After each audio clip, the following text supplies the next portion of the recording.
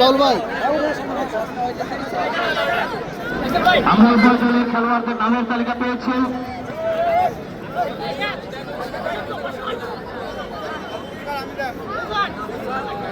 অত্যন্ত মঞ্চের আলোকিত করবেন সম্মানিত করেন সাবেক সহ প্রকাশনা সম্পাদক গাজীপুর জেলা, সাংগঠনিক সম্পাদক কৃষ্ণপুর পৌর বিএনপি এবং সভাপতি মাওনা মোহাম্মদ উচ্চ বিদ্যালয়। অত্যন্ত মঞ্চকে আলোকিত করলেন সম্মানিত অধ্যাপক জনাব একেবারে সামনা মধ্যমাঠে চলে এসেছে।